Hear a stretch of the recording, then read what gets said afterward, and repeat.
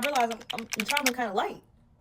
I'm like, oh my freaking gosh, I left my freaking luggage on the freaking bus. I'm in New York for Fashion Week this week because I'm walking in a show this Friday the 13th. I touched down today, September 9th. I was not about to pay hella money for a freaking Uber. I've been to New York before. I know how it goes. I know kind of some hacks that you need to do if you want to, not spend too much money on like your stay, but you still want to stay in a nice place. Like I know the hacks and things. One of those hacks is to not take an Uber. You got to follow the laws of the land, take public transportation, right? So I'm hip. So I was like, okay, boom. I had been already planned this out, like what my route would be from like the airport to my hotel. And it wasn't bad. Like I'd have to take a bus and a train and then another bus. So it sounds like a lot. Like I know everybody couldn't do that, but I feel like when you're in New York, you have to have a different state of mind, an empire state of mind. But you literally have to, like, your mindset switches. Like I'm from Virginia, and so it's very different there. So you just have to have a different mindset. My mindset switches when I come over here. It's all about finesse. New York is the city of finesse. So that's all I'm thinking about when I'm here. How can I finesse to not have to spend too much cash? So anyway, instead of taking what probably would have been a $40, $50, $60 Uber or Lyft to my hotel from LaGuardia, I instead opted to take public transportation. Like I said, the route would have got me on a bus, a train, and then a bus.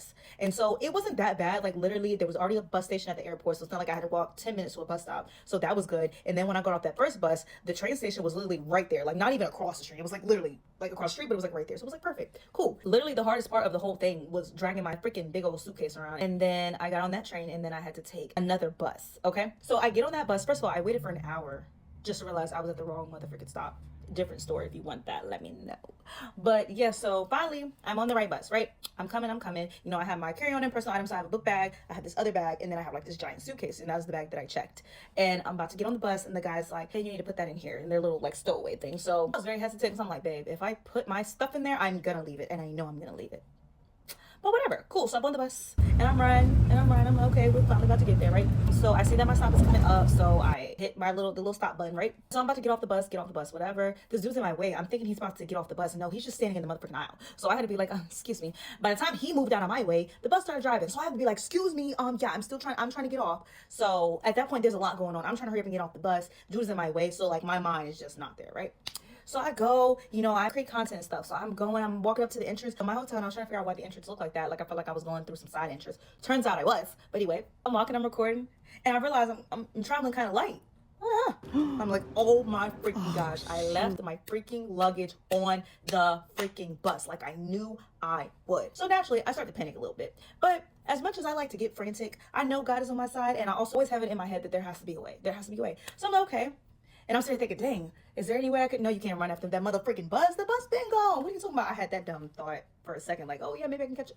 That's impossible. So then I'm like, okay, I'm gonna call the Port Authority people, the bus terminal people, right? Because I'm like, okay, I already called them earlier for something else because I was complaining about like, where's this bus at? There's no delays. And then, oh, it was my fault. I'm not at the right station. Anyway, so I called them and I'm like, hey, I just left my luggage on the bus. How does this work? Like, are they going to circle back around? Are you able to check that route? If they are going to circle back around, So long story short, he sees that. He was like, hopefully they're coming back. I'm like, oh, please don't do that to me. So we're on the phone for a little bit. And then one of the buses actually goes past. And so I flag him down real quick. He was coming the way that we already came. So it couldn't have been that bus because the other bus, if they're going to come, is going to be the opposite way that they came because they're going to go back to that way. You know what I mean? But anyway, so I flagged the dude down and we're talking. He was like, nah, that wasn't me. That was the other bus, but he's going to be here about 10, 15 minutes. That's basically what we kind of concluded on the phone as well. And so the guy, he tells me good luck, hangs up. And yes, so I wait. And finally the bus comes because the guy on the phone told me it could be one of two buses. So I'm like, oh Lord, as if I ain't got enough to worry about. Now I got to worry about looking for two buses. Okay. But anyway, so the dude stops at the bus stop and I'm like, hey, like I left my luggage on. Am I able to get it? He was just kind of staring at me. And you gotta remember the people out here are kind of different. So he's just staring at me like he didn't have an attitude, but he was staring at me like, girl, okay, what are you saying? He's like, yeah, you can go ahead and get it. I'm like, okay. I'm not thinking that as a rider, I'm just going to open your stowaway thing, but okay. So I opened it. And then, because as I was talking to him, I realized, yeah, that was the guy that was my bus driver. So yeah, my stuff is on this bus. So yeah, he tells me to go get it. I go get it. I get my stuff. And then I can't freaking close it. And he tells me how to close it. And then he has to end up coming out. Because I'm like, dude, I'm not about to keep fumbling with your thing. You're the bus driver. Can you come close your stowaway thing? Because I'm about to leave the show open. Okay. So anyways, yeah, and that was how I left my luggage on the bus.